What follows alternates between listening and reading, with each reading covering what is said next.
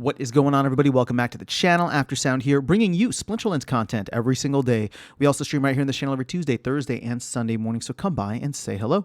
This video is also brought to you by two things. Since we don't do any sponsorships here on the channel, I'll shill them out real quick. The first is my music, which is available anywhere you stream music under the name Aftersound, and the second is a new podcast I just launched called Chasing Infinity. Links in the description below. Check them out. Let me know what you think, and I appreciate the support.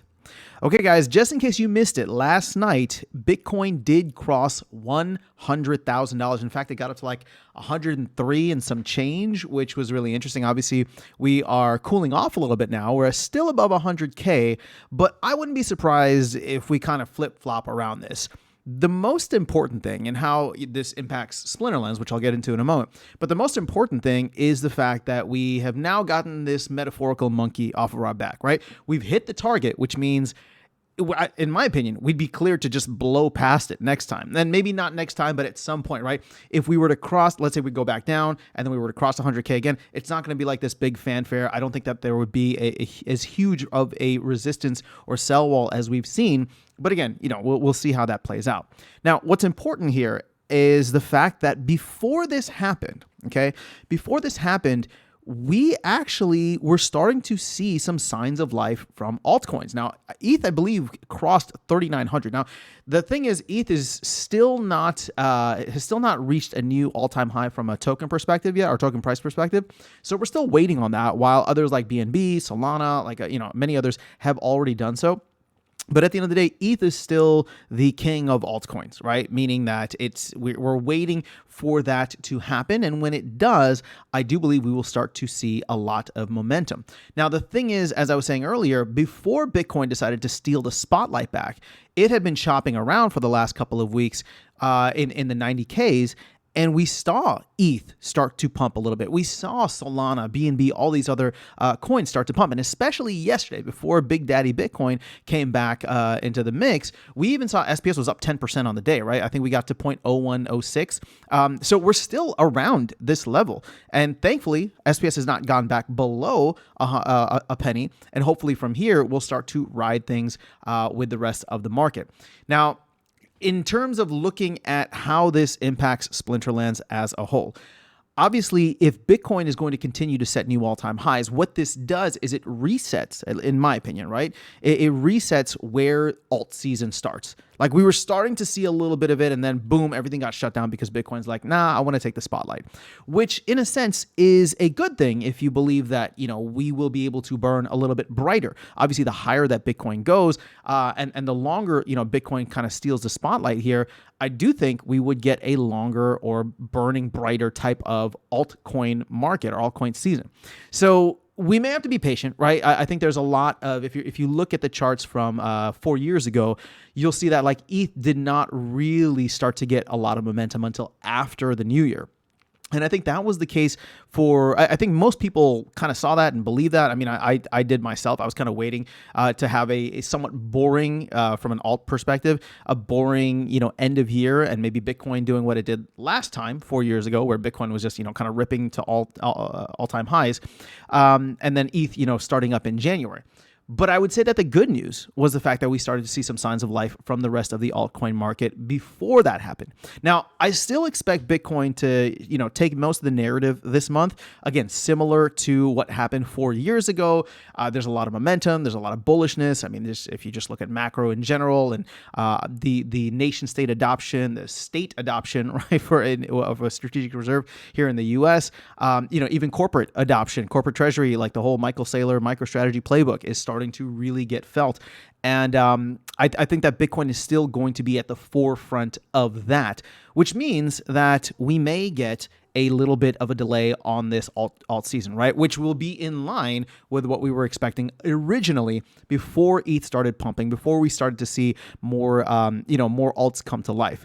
Now, that being said, my hope is that it's one of those things where whenever Bitcoin starts to move, everybody just stops and watches. Not everybody just sells off, although I wouldn't be surprised if maybe we saw a little bit of that, where people just want to jump in, right? Especially if we were talking about Plan B's prediction here, which again, not my prediction, and I'm not saying it's going to happen, but Plan B was thinking, he's been spot on October, November so far, and he's saying 150K for December, which is wild considering that's a 50% move, and that would be the largest month ever for Bitcoin, following the largest month ever for Bitcoin, right? 26K in November. So if something like that were to happen, I wouldn't be surprised to see alts chase it. I wouldn't be surprised if people maybe even sold off some SPS or DEC trying to chase Bitcoin, right? But at the end of the day, I think no matter what happens, how this all comes together for Splinterlands is we have to take control of our own narrative, meaning that all of the things that the team does needs to coincide and it needs to really deliver. And what's interesting is I was having this conversation yesterday on live stream where I'm prepared for worst case scenario. I'm prepared for whatever the team does not having any impact, right? Meaning that if the market just goes up, if Bitcoin, continues to set new all-time highs, we get an awesome bull run next year. I do think that SPS and, Splinterlands as a whole will float up. Rising tide raises all ships. But if we want to really give a knockout blow to the market, announce Splinterlands once again as a top tier game and someplace that, people just absolutely need to check out if you're into Web3 gaming, that's all going to come down to the team's deliveries, which are not, there's nothing between now and the end of the year. I mean, nothing major between now and the end of the year, right? We have some promo cards and that's about it. But survival mode or hardcore mode, whatever you want to call it, land 1.75. Those are probably the two big ones I'd love to see early in the year if possible. And then everything kind of culminates with what's going on in April for Conclave Arcana. Maybe a little bit, we'll say like March, April, once the presale begins. So all in all, none of this really impacts Splinterlands directly, maybe indirectly. And this is what I'm hoping is that if Bitcoin continues to do its thing now, which kind of delays alts from, pumping until maybe January. What we get is everything coinciding around the second half of Q1, right? February to late March of Q1, leading into the Conclave Arcana release, meaning that what ends up happening normally, right? You get Bitcoin that pumps, then you get a rotation into large cap alts like ETH, BNB, Solana, right? And then you go mid caps and then low caps. And right now we are technically very, very much a low cap with under 17 million of a market cap. So the idea here is actually the longer and the brighter that Bitcoin pumps right now could be good in terms of pushing the timing for this, because as I was saying earlier, what we want to do is have the stars align. And if, let's say, alt season were to start now and people were to start coming into Splinterlands, say, earlier, I mean, again, I'm not going to complain. I'm not going to say that's necessarily a bad thing. But in many ways, I'm looking at it as just like, if you want, the marketing to hit, if you want people to, when they find out about Splinterlands, like, oh, hey, I'm checking this game out for whatever reason, and now I'm finding out here's the release date of such and such thing, or here's the release date of this new game mode, or here's the release date of whatever. You want it to coincide with a large audience organically finding the game with us actually delivering stuff. And at this point, no disrespect to the team. I'm sure they're all working hard, but they have not given us any release dates outside of Conclave Arcana, right? Everything is Q1. Everything is soon. And we all know where that ends up. So my hope is that instead of people coming and checking out the game now and hearing soon, we will get people maybe in January or early February where it's just like, hey, hardcore mode is coming out this day. Survival mode is coming out this day. Land 1.75 is coming out this day. Conclave Arcana is coming out this day, which all makes for, in my opinion, again, we're talking about first impressions here from people coming in. It's like, people are going to come in without baggage, right? And they're going to come and be like, look at this team just delivering stuff. Look at their roadmap for Q1. Not that they're going to actually put out a roadmap, but it's just like, look at all the stuff they got lined up. And again, that's the fresh perspective of somebody coming in.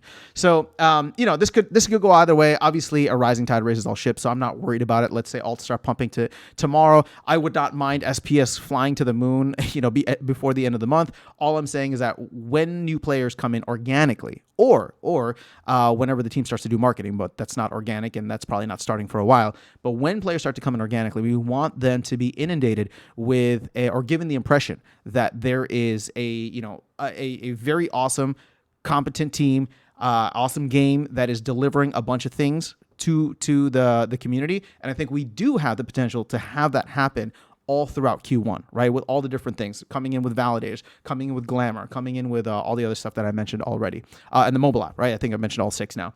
So that's where my head is at as we, as we cross, or as we have crossed this precipice of 100K Bitcoin, but just trying to figure out how that plays out with all of the Splinterlands assets, ecosystem, and game. So let me know your thoughts in the comments below. If you agree with me or disagree with me, very curious to hear your opinions. That is all I have for you guys. I'll catch you all in the next one and see you around the game. Take care.